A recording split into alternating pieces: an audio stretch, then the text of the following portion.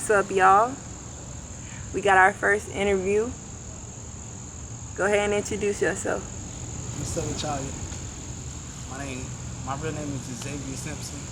Most people, I'm known as Zay Simp. I'm from the west side of Salisbury, and I'm finna introduce myself into the social media world. The plan is to take over. Alright, so where did you get the name Simp? I got my nickname late because a lot of people usually calling me Zay, little badass Zay. Excuse my language. But yeah, I was in high school. I was in high school, and we had this thing called Juice Game. And my little sister D Cash like, bro, we need to get you a nickname, bud. I'm like, shit, we definitely do, cause I was like, Juice Game was everything. Like, we had the females, we had the motion. Every party, every games was there, and if we had beef, we handle it. Everybody know that, but everybody loved us too. This was our symbol. But D Cash like, we need to give you a nickname. And like, I was so much of like a Romeo / Juliet type of person when it came to females. Like, I would always talk to females different, especially in high school. It's like, we're gonna just start calling you Simp. Your last name Simpson, so we're gonna just start calling you Simp. And that's how I got the name Simp. And it went on from there. Okay, good stuff. So, do you trick? What do you mean, do I trick? Where did you get that from? Well, given the name Simp, I mean, you're a ladies' man, correct? Yeah, I am. But yeah, I have tricked before, and it actually got to a point to where I'm actually retired from tricking now. Stop it. Get some help. Like 2 years ago, it was a bad point in my life because I got my ear bit off by somebody. What? What the fuck? And like, I got really depressed, and it was just like, and one of my bros got arrested, so his name is D Black. And one day me and him was sitting down talking, and he was just telling me like the recipe to get females without having to worry about the chatter. So I'm listening. He like, bro, how your name Simp and you on trick? So then he gave me $300, and he was like, who you want out here? And I pointed to him. He was like, bro, go tell her. Just basically go tell her this. And these every time I ever use this line, it worked every time, chat. So I went and go tell them. He was basically like, go tell her this. It's like, tricking is like, if you like buying cars, if you like doing this, so if you like begging women, then just go tell her that basically, like, how can I say it? I'm gonna just keep it raw and uncut. He'll say, I'm trying to introduce you to something, like whatever it is, like, and I'm gonna just pay for it. Like, I just want you. I don't want your relations, I just want you. And ever since then, it honestly worked. Okay. What is one moment that defined your life? The moment that really defined my era and that stuck to me was really when I was a kid. I was in the 5th grade, and like, I was one of the greatest kids in school at this time. I always had anger issues, but when it came to school, that was something I took seriously, chat. Like, my teachers loved me, and I had this teacher, her name was Miss Gina Pfeiffer. I never forget it, my 5th grade teacher. And it was almost like she was my mom, because I grew up different, y'all. Like, I really grew up different. I got one of the gangsters' mamas, and she was tough on me because I was her first boy. And she wanted me to be someone who I didn't want to be, but I wasn't scared to be it, because I've never been nobody to be played with. So long story short, y'all, she came and got me from school, her and her friend, and we went Christmas shopping. So we going Christmas shopping. I noticed that my mom was in there stealing things for us so she can give us a good Christmas. And I'm like, Mom, instead of you doing it this way, you need to do it like, don't just fill the bags up and walk out, they're gonna notice you. So she like, so what you advise me to do? I'm like, Mom, put this stuff in the buggy and walk around. I like to shop and just walk out the door. So she said, you do it. And at first I was like, what? When I get a whooping for this? And she like, you do it, son. So I put the stuff in the buggy. I grabbed my little brother, my little sister, my bigger sister. I grabbed everything, and I filled the buggy up, and I walked right out the door. And they introduced me to something because I always cared. So like, I became a thief. And at that moment in life, it defined a lot of things about me. Did stealing make you feel closer to your mother? That's a good question. It did, because at times I would just do it because I would hear that in my voice. I would hear that in my mind. I would hear you're gonna be like me. I would hear, but in reality, I would want to do something different. So I just go out there and do it. It'd be times where I didn't even have to stick a pocket full of money, and I still do it. But also, like, I do miss my mom, and I still miss her that she's locked up. She actually serving time right now. Free her. But it definitely made me feel like it's a mental way of getting close to her, because our bond will never be the same. How did the things you went through with your mother affect who you are today? And how does that make you feel? Oh, it affects me, but it also pushes me. Because my mama was tough, but she will push you like no other.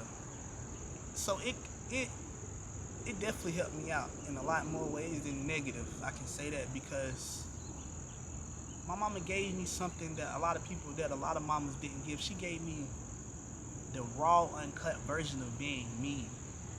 She made me realize, like, how bad things can be. So why not sit there and think different? Why not sit there and want to do different? So the way I grew up in life, it made me want the totally opposite, and that's what leads to me doing this today. Do people judge you based on your past life of stealing? They do it. Really, chat, they do it all the time. And it bothers me because when a person be like, oh, that's simp, he be doing this, he be stealing, but I'm the same person that made your kids Christmas. I'm the same person that made Thanksgiving. I'm the same person that fed this whole side of town. And some of the East. I'm the same person when you ain't have no diapers, I went in that store and stole. But when I get caught, it's ha ha ha. But that's one thing about me, like, I have never been afraid of the skeletons in my closet. Because I know I'm going to be him one day. Like, and I know that, but at the end of the day, it do hurt me because it'll be times where I have gotten caught and I was just in the act of doing something for somebody and their kids. I love these kids. So, Simp, how does stealing make you feel? I wouldn't necessarily say it made me feel any type of way because it always, like, it was a negative and a positive. But it definitely made me feel bad. Because sometimes, boy, I get you. And then I'd be like, damn, I wonder whose stuff this is. Or if it's a business, I'd be like, but it's like, I really stopped caring because I needed the money. Have you ever stole something and gave it back?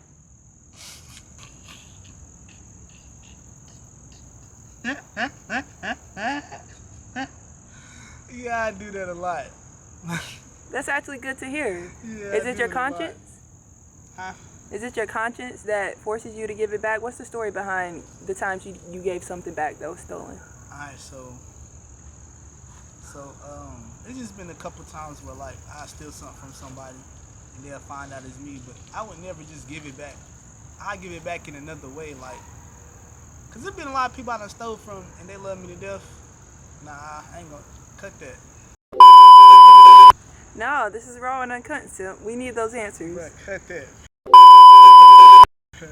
We need those answers. Bruh, cut that. We need those answers. Watch closely. You're about to experience a nigga moment. Webster defines the nigga moment as a moment when ignorance overwhelms the mind of an otherwise logical Negro male. What did you say, bitch nigga? Hey, squeeze it, nigga! Causing him to act in an illogical, self-destructive manner, i.e., like a nigga.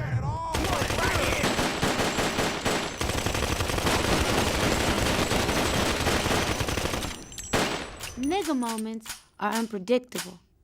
Hey, wait, man, wait. This is stupid. Alright, listen, bro. I can't take this shit no more. Motherfuckers that piss me off, okay? They'll do something to me, and I go get their ass. I don't want to cause people harm, alright? So if I done got y'all, it's for a fucking reason. And I'm ready to give all this shit up. I'm ready to give it up.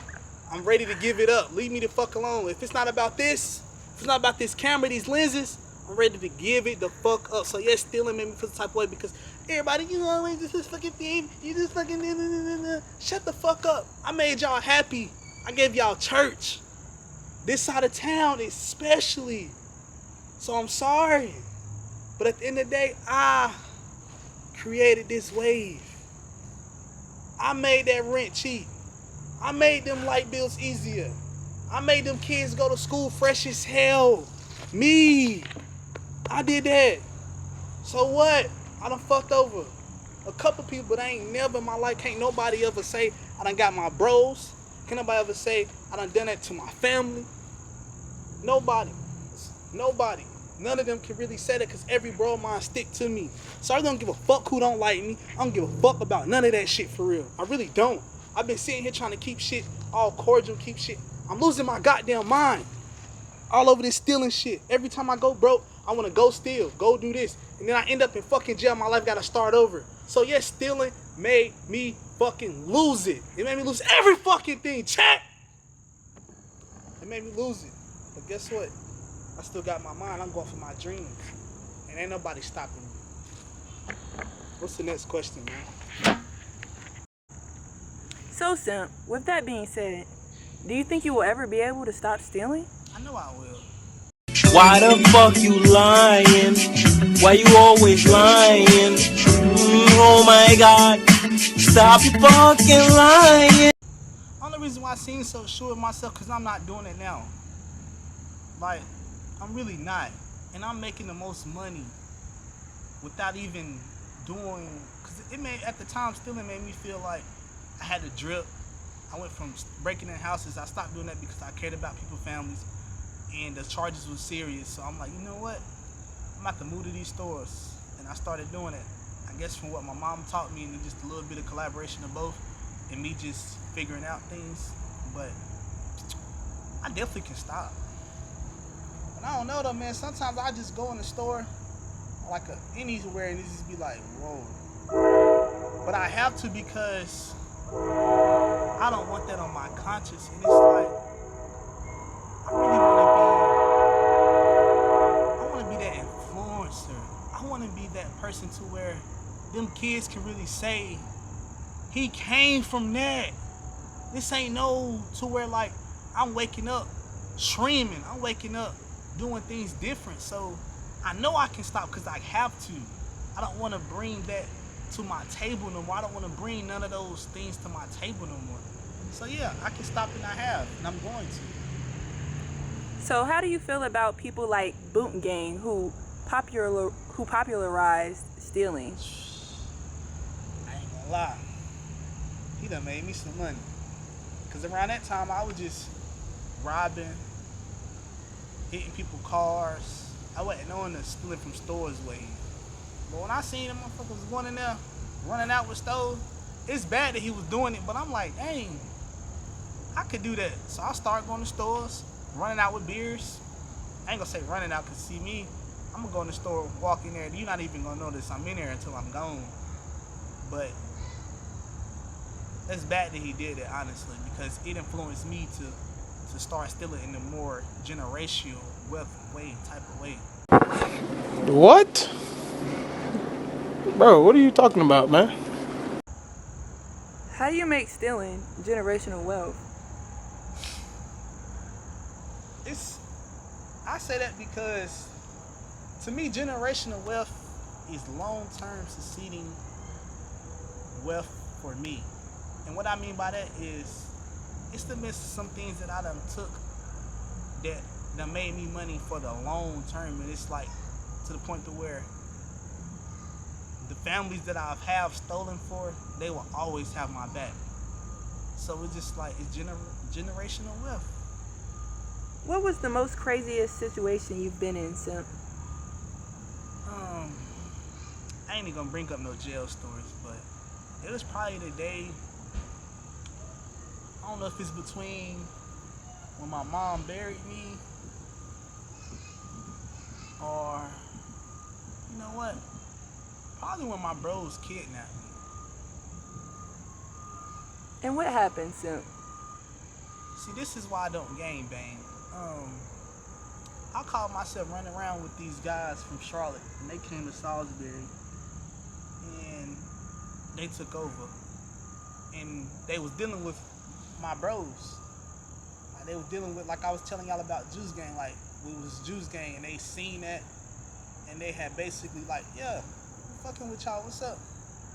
So I started dealing with them, and things just went left so bad. But at the time it's like, oh yeah, we living good, we making the most money, so we went and hit this lick for 50K and like 10 P's. I wasn't even there, but just the fact that I was associated with them and my name was in that ring of fire, it made some people do some things that they didn't want to do. But I ain't even gonna go all the way into that story, but all I gotta say is long live Racks. My mama right here, the guy Rack shut everything down. And that's one of my whammy bros. He shut everything down. That's one of my bros, his cousins. That's my heart. And that really showed me like, man, this is real. This is really real. Are you gang affiliated? Nah, I'm definitely not.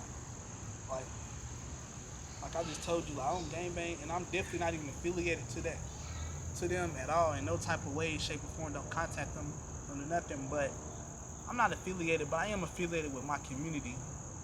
Big whammy shit, the most hated, you know. And how that came about? See, a lot of people be wondering, like, how is he in a loop like that? And at the time when I was hitting B&Es, just doing stupid stuff, scraping for change, and I was running around with some niggas that was broke, dead. I'm talking about broke.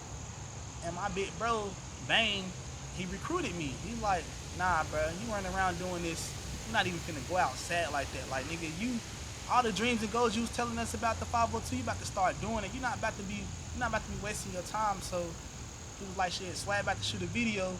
He wants you there. So Trap Swag, go look him up. One of the greatest trap rappers. Heavy with the community. Next time I'm getting locked for embezzlement, I'm a trap star, I got face tats and felony. Bitch trap back, still fly like a pelican. Still geek, I stay high like a mix. How you still broke and you 6 months ahead of me? Broke trapper, is you smoking or selling it? Stupid. Is you fucking stupid? Pussy. Wow. Still dripping, designer fit with some J's. Still sipping till I can't feel my face. I was locked up and still having my way. Playing spades while bitches catching my brain. Still counting money, I wasn't counting no days. Stupid. Bitch stole 30K in my pen. It's gonna increase.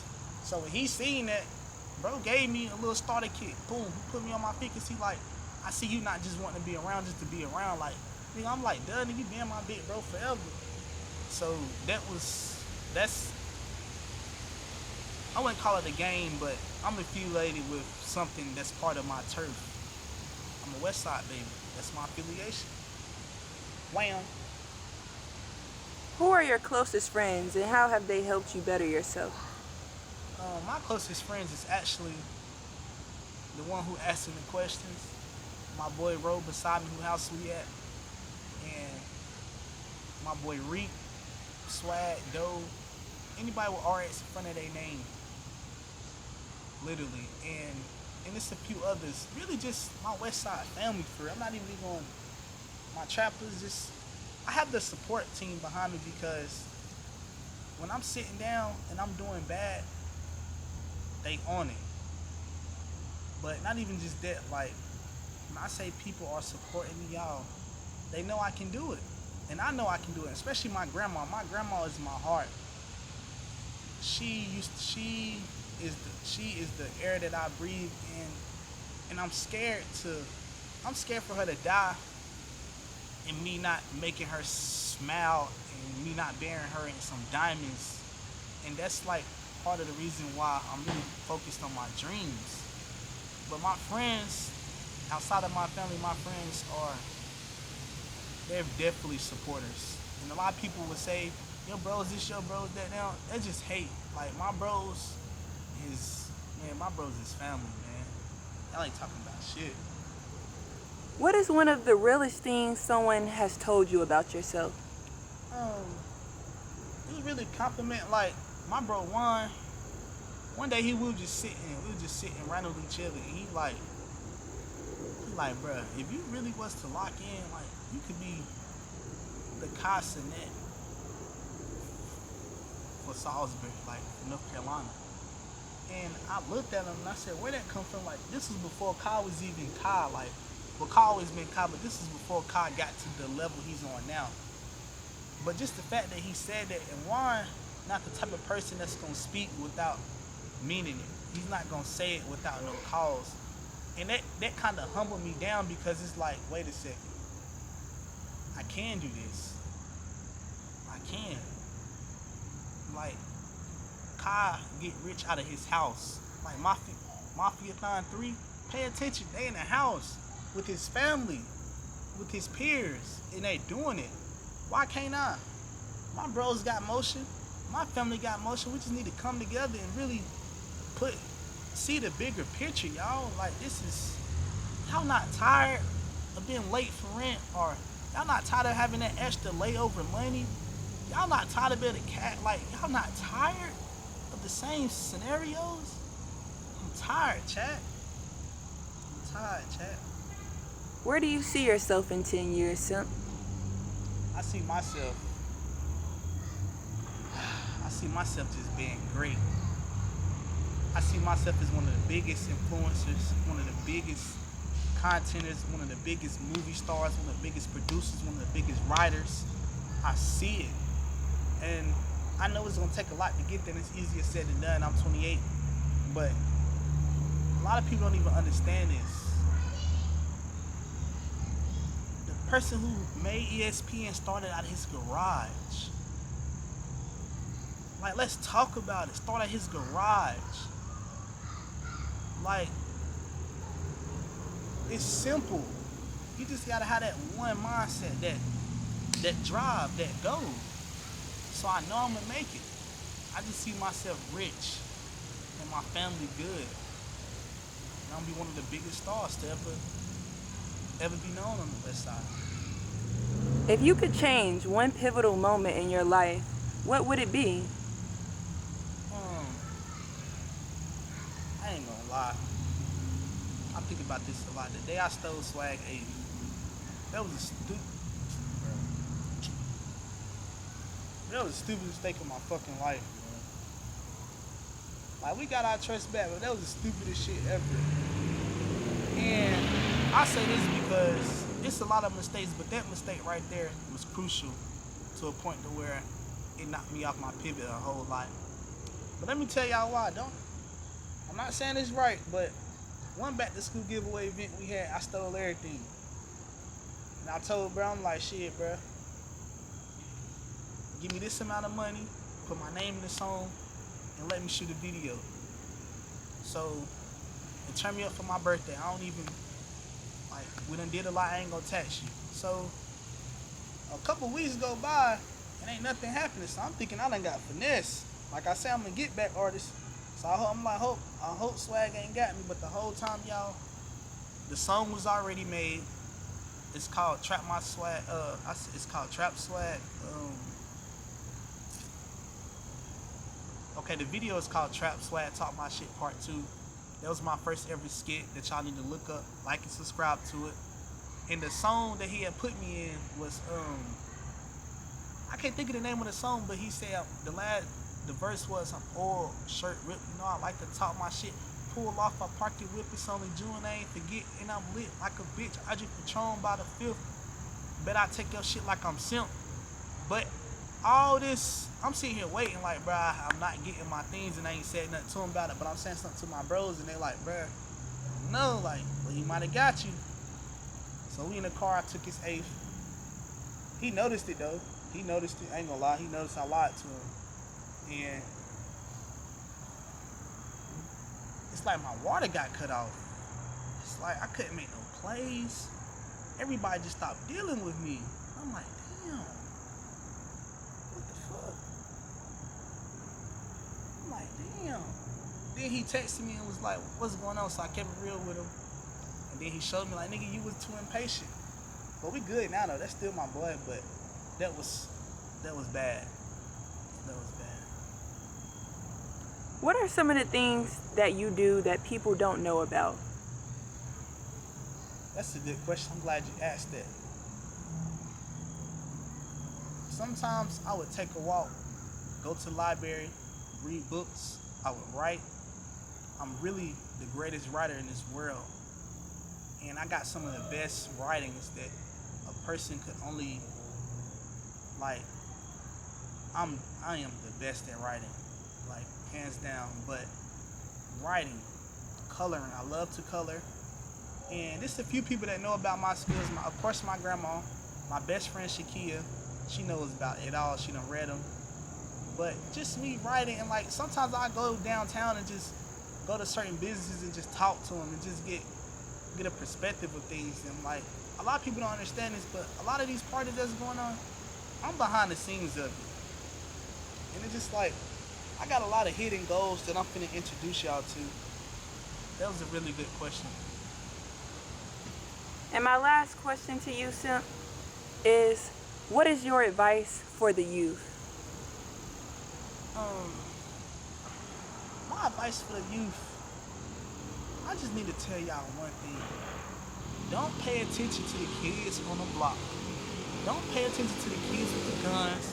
Don't pay attention to the kids with the drugs. Pay attention to yourself. Work on yourself. Listen to your coaches. Be in sports. Pick up trash when you see it. Talk to your coaches. Talk to your principals. Do not allow y'all to just get hooked to this. Don't allow social media world to get you hooked to something that's going to hurt you in the end. I'm living it. Don't wait. Y'all young. It's nothing wrong with being good. There's nothing wrong with being good and waiting for the opportunity to come. I'm going to tell y'all this marshmallow effect that I learned in prison. And this is a true IQ test. The teacher give the kids a marshmallow. They say, you want this marshmallow now, or you want 2 back later? Now, the kids that say now is the kids that end up in jail or prison or dead before they're 30. The kids that wait that hour for the marshmallows, they get 2 back, they rich. They on yachts, they on jets. They got business, they corporations. Or maybe they somewhere broke, but they're not in jail, they're not in poverty. Or even they is broke. It don't matter, you get my message. Just wait on them 2 marshmallows to come. Please wait, it's not worth it. It's not worth it. It's not worth it at all. All right, well, y'all heard it first. I love y'all, chat. And this was Simp, man. He daggone came on the platform, talked to us. We really appreciate your story. Your story is different. Your story is your story, and we're glad to hear it. Much love, brother.